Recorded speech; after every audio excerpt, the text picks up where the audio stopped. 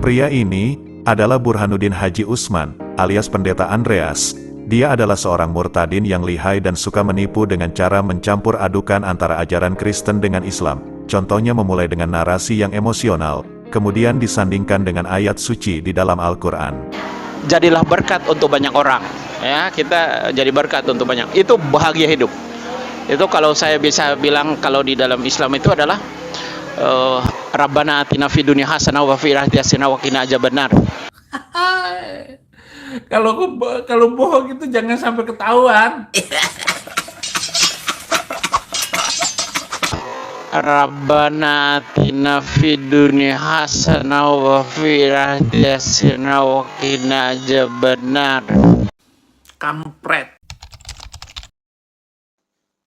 Rabbana atina fid dunya hasanah wa fil akhirati hasanah wa qina adzabannar wa qina adzabannar. Narasi Pendeta Andreas semacam motivasi imajinasi penuh halu, dan tidak terlalu menguras waktu, serta dengan editing ala kadarnya, kemudian membacakan terjemahan di Al-Quran, dengan cara memodifikasi terjemahannya tanpa dasar ilmu yang jelas. Itu kalau saya bisa bilang, kalau di dalam Islam itu adalah Rabbana atina fid dunya hasanah wa fil akhirati hasanah wa qina adzabannar. Berikan kepada kami kebaikan kebahagiaan di dunia dan juga kebaikan kebahagiaan di akhirat. Lepaskan kami dari siksa neraka. Dan itu tujuan. Tuhan berkati. Jangan sekedar hidup, tapi hidup yang bermanfaat. Itu memang diajarkan untuk terus berbohong, untuk mempromosikan agama mereka. Tapi bicara tentang Tuhan, itu Yesus, terus Alkitab, Nabi-Nabi, itu saya sangat semangat. Pelayanan saya sangat semangat, karena tujuan daripada kita dipanggil Tuhan ini, saya percaya begini. Tuhan memanggil saya untuk menjadi hambanya. Tuhan memanggil Pastor Rusli Manoarfa untuk menjadi hambanya. Tuhan memanggil Pastor Rato Majatu menjadi hamba. Itu dia punya tujuan, dan itu bukan tujuan main-main. Itu tujuan mulia, saudara. Itu bukan tujuan sekadar tujuan. Itu tujuan yang mulia. Jadi kami ini keluar dari kegelapan kepada terang untuk memberitakan terang yang sebenarnya, untuk memberitakan jalan yang sebenarnya, untuk memberikan Tuhan yang sebenarnya, untuk memberitakan sorga yang sebenarnya, dan bukan sorga yang main-main gitu. Karena itu kami bicarakan itu sebuah misi pelayanan untuk banyak orang. Jadi kami melayani bukan hanya untuk orang Kristen, orang percaya, tetapi juga orang-orang yang tidak percaya. Doakan supaya kami semakin giat untuk sibuk mencari hiburan kan, ya contohnya orang nonton video ini lah. Amin. Kampret.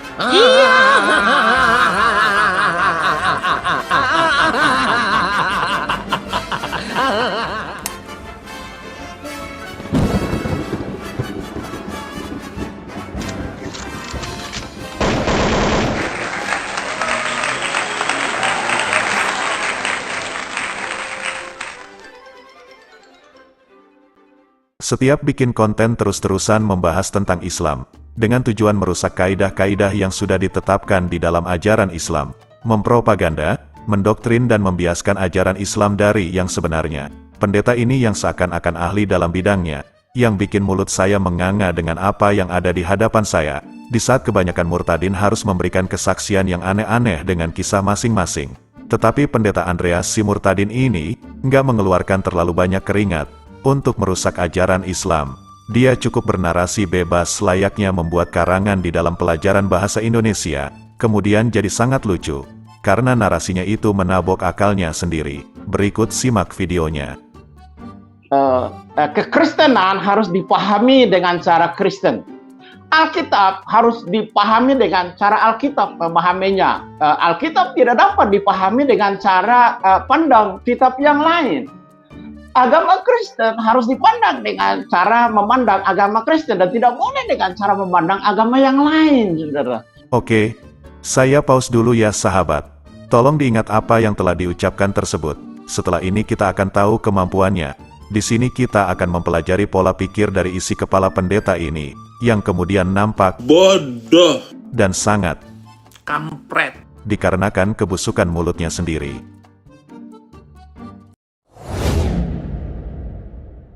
Dan di dalam Yesaya pasalnya yang ke-9 ayat yang ke-5 itu sudah dijelaskan bahwa Tuhan Yesus itu dari dulu sudah dinubuatkan.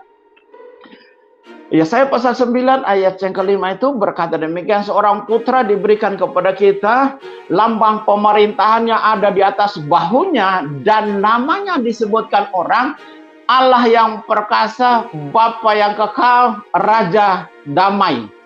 Nah, saudara, di dalam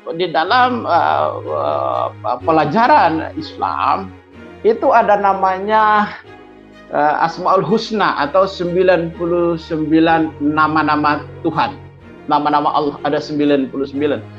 Salah satu nama-nama Tuhan yang ada di dalam Asmaul Husna itu tertuju kepada yang namanya Isa Al-Masih atau Yesus Kristus. Penuh pergombalan itu. Penuh bohong. MU, Bapak lupa ketawa kemarin nih, ha? Di dalam Yesaya pasal 9 yang ayat yang kelima yang saya bacakan tadi, Allah yang perkasa dalam bahasa Arabnya adalah Al-Aziz. Al-Aziz adalah Allah yang perkasa. Sudah ditulis di situ bahwa Yesus Kristus itu disebutkan orang adalah Al-Aziz atau Allah yang perkasa.